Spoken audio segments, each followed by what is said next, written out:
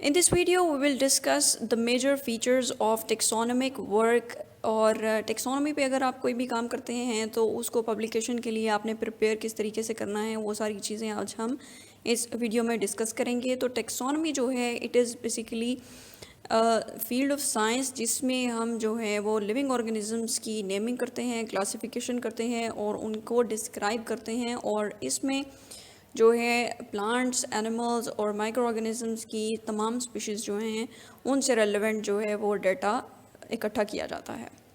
तो इसमें जो सबसे पहली चीज़ है ये है वैलिड और correct name and reference two figures.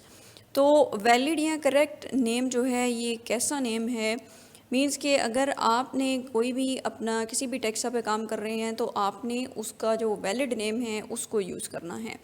तो ये वैलिड नेम जो है वो आपको किस तरीके से पता चलेगा, वो नेम जो कि ICGN या ICBN रूल्स जो हैं उनके अंडर है, उनको फॉलो करते हुए नेमिंग की गई है, तो वो जो है करेक्ट या वैलिड नेम कंसीडर किया जाएगा।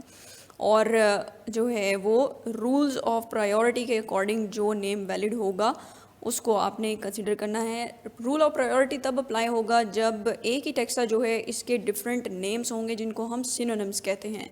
ठीक है, इसको हमने पहले भी डिस्कस किया है और फर्दर थोड़ा सा इसको हम देखेंगे। अभी जो किसी भी टेक्सा का नेम है उसको हमने रिप्रेजेंट इस तरीके से करना है कि सबसे पहले जो है उस टेक्सा का नेम आएगा, उसके बाद उसके ऑथर का नेम आएगा जिसने उस टेक्सा की नेमिंग की है, और नेक्स्ट आएगा ईयर ऑफ पब्लिकेशन।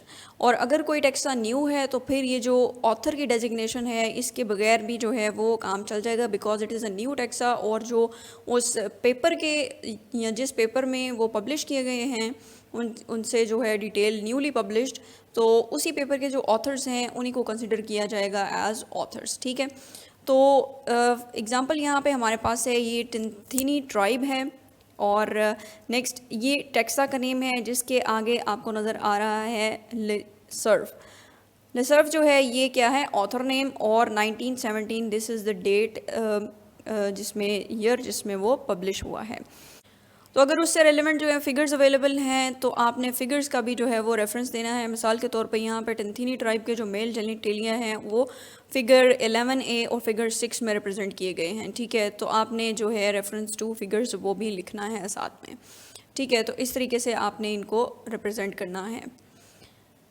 नेक्स्ट है सिनोनिमी। सिनोनिम्स बेसिकली जो हैं ये एक ही जो टेक्सा है उसके वैलिडली पब्लिश्ड नेम्स होते हैं जिनको हम सिनोनिम्स कहते हैं, और मोस्ट ऑफ द टाइम जो सीनियर सिनोनिम है उसको हम वैलिड नेम कंसिडर करते हैं अगर उसके ऊपर रूल ऑफ प्रायोरिटी अप्लाई नहीं हो रहा। ठीक है, तो सीनियर सिनोनिम ही जो है वो प्रेफर्ड नेम होता है। अगर आप किसी ऐसे टेक्सा पे काम कर रहे हैं जिसकी आपको डिफरेंट सिनोनिम्स जो हैं वो अवेलेबल हैं, तो आपने क्या करना है, उन सब सिनोनिम्स या ओरिजिनल फॉर्म जो है नेम की उसको भी आपने उसके अंदर इंक्लूड करना है। मिसाल के तौर पे यहाँ पे आपको नज़र आ रहा है एक जो है स्पीशीज़ है प्रोटेरस एलोंगेट्स। ठीक है, तो सबसे पहला इसका जो सीनियर सिनोनिम है वो पब्लिश किया गया 1881 में, नोटागोगस मैक्रोटेरस। ठीक है, ये सीनियर सिनोनिम है। इसके बाद यूज़ किया गया प्रोटेरस एलोंगेट्स नेक्स्ट 1895 में प्रोटेरस स्पेशियोसस। ठीक है, और ये जो है 1941 जो है इसमें भी एक पब्लिकेशन में यूज़ किया गया है। और इसमें देखें सबसे पहले इसको ईयर वाइज अरेंज किया गया है। सबसे पहले जो है वो टेक्सा का नेम है, उसके बाद ऑथर का नेम है, और फिर जो है वो ईयर ऑफ पब्लिकेशन हमने पहले लिख लिया है, और नेक्स्ट जो है रेफरेंस है फिगर्स का या पेज नंबर्स का, वो किस पेज नंबर पे है। ठीक है, सिनोनिम्स के केस में आपने जो दूसरी चीज़ देखनी है वो ये है कि हर सिनोनिम जो है उसका ऑथर और डेट ऑफ पब्लिकेशन जो है वो आपने ज़रूर इंक्लूड करना है।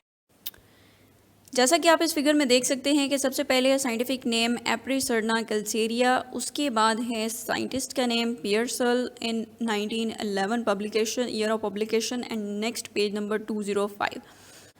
नेक्स्ट है Barnes and Magno in 1917 page number 122। तो इसमें ये जो साइंटिफिक नेम्स या टेक्सा के जो सिनोनिम्स जो हैं वो जिस ईयर में जिस ऑथर ने यूज़ किए हैं वो आप जो हैं वो उसको साइट करेंगे with the name of author, next year of publication and page number. Next जो सिनोनिम्स हैं उनके केस में आपने क्या करना है कि जो डिफरेंट सिनोनिम्स हैं उनका प्रॉपर रेफरेंस देना है और जो है पेज नंबर उसको भी इंक्लूड करना है। और इसके लिए दो फॉर्मेट्स हैं, आप जो है वो डेट लिख सकते हैं या नेम लिख सकते हैं ऑथर का। यहाँ पे एग्जांपल है जीनस ऑर्थोमनियन, और नेक्स्ट है the name of author Wills, and next is the year of publication, that is 1857। Next है type material examined. Type specimens जो हैं ये ऐसे स्पेसिमेंस होते हैं जिनको हम एज अ रेफरेंस यूज़ करते हैं नेक्स्ट स्पेसिमेंस को आइडेंटिफिकेशन और क्लासिफिकेशन के लिए। तो टाइप स्पेसिमेंस जो हैं इनको मोस्ट ऑफ द टाइम जो है वो सिनोनिमी के बाद जो है वो कंसिडर किया जाता है, लिखा जाता है, और जो है टाइप लोकेलिटी जो है वो भी इंक्लूड की जाती है।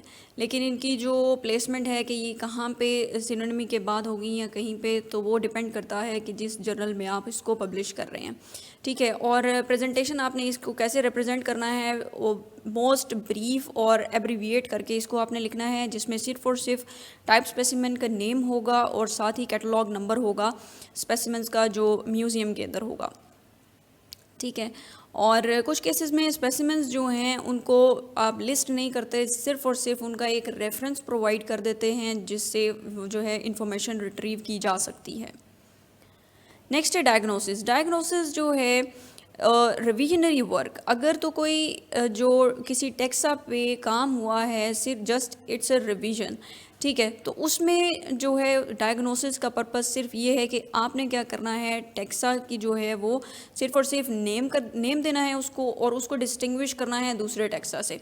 It is basically to distinguish one taxa from the other, और आपने उसमें एक पिक्चर उसकी ऐड कर देनी है, ठीक है, और साथ में उसका एक कॉमन नेम और scientific name, because it is just concern with the diagnosis of the specimen, ठीक है। डिस्क्रिप्शन जो है वो डायग्नोसिस के सेक्शन में आप जो है वो नहीं कंसिडर करेंगे। If you are just concern with the diagnosis of the specimen, तब आप उसकी सिर्फ और सिर्फ नेम बताएंगे, साइंटिफिक नेम बताएंगे, और जो है वो एक आध पिक्चर जो है वो ऐड कर देंगे, ठीक है। नेक्स्ट है description. If you are concern with the description, तो डिस्क्रिप्शन जो है इसमें आप उन कैरेक्टरिस्टिक्स को कंसिडर करेंगे, उनको बताएंगे जिनकी बेस पे आपने स्पेसिमेंस जो हैं उनको आइडेंटिफाई किया, डायग्नोज किया। अब कोई भी टेक्सा है उसको आप किस तरीके से एफिशिएंटली डिस्क्राइब कर सकते हैं, अगर आप उनका जो है उनको फाइलोजेनेटिकली रिलेट करके आपस में उसको उसकी डिस्क्रिप्शन लिखते हैं, तो that is the best thing, ठीक है। और अवॉइड रेपिटेशन। रेपिटेशन से मुराद ये है कि अगर आप जो है वो एक जीनस जो है उसके अंदर जितनी भी स्पीशीज़ हैं, अगर आप उनको कंसिडर कर रहे हैं, उन पे काम कर रहे हैं, तो आप सबसे पहले देंगे जीनस की डिस्क्रिप्शन कि इस जीनस की क्या क्या कैरेक्टरिस्टिक्स हैं। नेक्स्ट फर्दर आप जो है वो स्पीशीज़ की डिस्क्रिप्शन देंगे, तो जो स्पीशीज़ है वो शेयर कर रही होंगी जो जनरल कैरेक्टरिस्टिक्स हैं उस जीनस के, तो आपने क्या करना है, उस जीनस के कैरेक्टरिस्टिक्स को दोबारा से स्पीशीज़ के कैरेक्टरिस्टिक्स में इंक्लूड नहीं करना। स्पीशीज़ में सिर्फ और सिर्फ वो कैरेक्टरिस्टिक्स आएंगे जिनकी बेस पे आपने उनको आइडेंटिफाई किया है, जिनको हम कहते हैं these are the taxonomic characteristics, ठीक है। तो रेपिटेशन जो है इसको आपने अवॉइड करना है डिस्क्रिप्शन में। और जो डिस्क्रिप्शन लिखने का तरीका है ये आप देख सकते हैं कि किसी जर्नल के जो पहले पेपर्स पब्लिश हो चुके हैं वो देखें, या फिर जो है अपनी जो फील्ड ऑफ स्टडी है उससे रेलेवेंट पेपर्स देखें कि आपकी फील्ड के अंदर जो है वो डिस्क्रिप्शन उसको किस तरीके से लिखा जाता है, ठीक है। तो लिटरेचर पढ़ने से आपको जो है वो बेहतर गाइडलाइन मिल सकती है।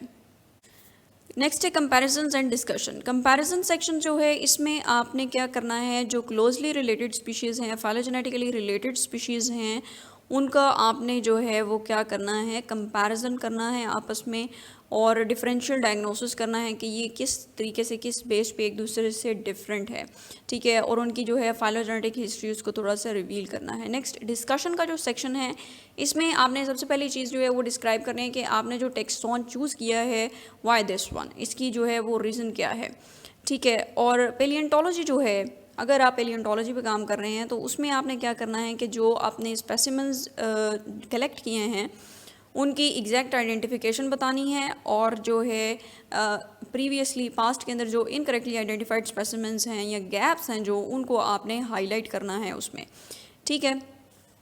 और जो प्रीवियसली अननोन कैरेक्टरिस्टिक्स थे जिनको आपने जो है वो आइडेंटिफाई किया है, उनको आपने जो है वो एक्सप्लेन करना है डिस्कशन के सेक्शन में। डिस्ट्रीब्यूशनल डाटा जो है इसमें आपने क्या करना है कि कोई भी टेक्सॉन जो है उसकी ज्योग्राफिक रेंज की कितनी रेंज में वो डिस्ट्रीब्यूटेड है, इसको आपने बताना है इसमें, ठीक है। तो वर्ड्स की फॉर्म में भी बताना है, और साथ जो है वो एडिशनली आपने जो है वो डिस्ट्रीब्यूशन मैप्स यूज़ करने हैं, ठीक है, तो डिस्ट्रीब्यूशन मैप्स जो हैं वो डिफरेंट टाइप्स के हैं। सबसे पहली है स्पॉट मैप्स। स्पॉट मैप्स जो हैं इसमें क्या किया जाता है कि मैप जो है उसके ऊपर जो है वो डिस्ट्रीब्यूशन को शो करने के लिए डिफरेंट स्पॉट्स को यूज़ किया जाता है, डिफरेंट सिंबल्स को यूज़ किया जाता है। ठीक है, और वो सिंबल्स जो हैं वो स्पीशीज़ टू स्पीशीज़ जो है वो फिर वेरी करेंगे। इन जो मैप्स हैं उनको ड्रॉ करने के लिए आप जीआईएस टेक्नोलॉजी और डिफरेंट जो इलेक्ट्रॉनिक डाटाबेसेस हैं उनको यूज़ कर सकते हैं। नेक्स्ट है boundary line maps. Boundary line maps ऐसे मैप्स हैं जिसमें आप किसी भी एक टेक्सोन जो है उसकी जियोग्राफिक रेंज को शो करते हैं कि ये इस जो रीजन है उसमें प्रेजेंट है, इस पर्टिकुलर रीजन के अंदर है। ठीक है, तो इसमें आप जो है वो पॉलीगॉन यूज़ करते हैं। ठीक है, बाउंड्री लाइंस जो हैं उनको ड्रॉ करने के लिए, शो करने के लिए। और जो लेस फॉर्मल वर्क्स होते हैं उनमें जो है पॉलीगॉन जो प्रीवियसली जो पब्लिश्ड स्टडीज़ हैं, जो जहाँ पे जो साइंटिस्ट है या इन्वेस्टिगेटर है उसने खुद एग्जामिन नहीं किया हुआ, ठीक है, लेकिन वो पहले पब्लिश हो चुका है, तो वो उसको भी यूज़ कर सकता है उस जो बाउंड्री लाइन मैप है उसको ड्रॉ करने के लिए। नेक्स्ट है पिक्टोरियल मैप्स। पिक्टोरियल मैप्स जो हैं इसमें जो है मॉर्फोलॉजिकल डाटा और जो जियोग्राफिक डाटा है उसको कंबाइन किया जाता है। और मॉर्फोलॉजिकल डाटा में बेसिकली क्या किया जाता है, पिक्चर्स यूज़ की जाती हैं और उनको जो है वो फिर मैप के ऊपर रिप्रेजेंट किया जाता है कि this species is found in this region of the world. Next है एटिमोलॉजी। एटिमोलॉजी जो है it is basically it deals with the origin of a name. ठीक है, तो इसमें ये देखा जाता है कि कोई भी जो न्यू टेक्सा है या टेक्सा का जो नेम है उसकी ओरिजिन क्या है। ठीक है, तो जब आप किसी न्यू टेक्सा को डिस्क्राइब करेंगे तो उसका जो ओरिजिन है नेम का वो भी आपने इंक्लूड करना है उसमें। ठीक है, और अगर फॉर एग्ज़ाम्पल किसी टेक्सा पे आप काम कर रहे हैं तो ये एज अ रिवीजन है, पहले उस पर काम हो चुका है, तो अगर आप एटमोलॉजी इंक्लूड कर लेंगे तो that will be a good thing. तो वो कॉमन सोर्सेज जिनको आप यूज़ कर सकते हैं एटमोलॉजी को डिटर्मिन करने के लिए, तो उसमें है स्टर्न 2004, ब्राउन 2000 एंड बोरर 1960। तो इनको आप यूज़ कर सकते हैं किसी भी जो टेक्सा है उसके नेम की एटमोलॉजी को डिटर्मिन करने के लिए। तो यहाँ पे एग्जांपल है असाइलम की। तो ये असाइलम जो है इस वर्ड की क्या ओरिजिन है, Greek word a it means without and sile means right of seizure. ठीक है, इन दोनों को कंबाइन करके एक वर्ड बनाया गया एसाइलॉस, जिसका मतलब है इनवॉयबल। ठीक है, नेक्स्ट एसाइलॉन। एसाइलॉन मींस रिफ्यूज और सेंचुरी, और इसको फर्दर मॉडिफाई करके जो है वो एसाइलम वर्ड जो है ये बनाया गया। नेक्स्ट है कीज़। कीज़ जो है टेक्सोनमिक वर्क में मोस्ट इम्पॉर्टेंट थिंग है। इसमें बेसिकली टेक्सोनमिक कैरेक्टरिस्टिक्स को एक की फॉर्म में अरेंज किया जाता है। ठीक है, तो मोस्ट कॉमनली यूज्ड कीज़ जो हैं ये इंडेंटेड की और ब्रैकेट कीज़ हैं। ठीक, डायकोटोमस की ऐसी की होती है जिसमें हम टेक्सोनमिक कैरेक्टरिस्टिक्स जो हैं उनको पेयर्स की फॉर्म में या कपलेट्स की फॉर्म में लिखते हैं और इनकी हेल्प से हम जो हैं वो स्पीशीज़ को आइडेंटिफाई कर सकते हैं।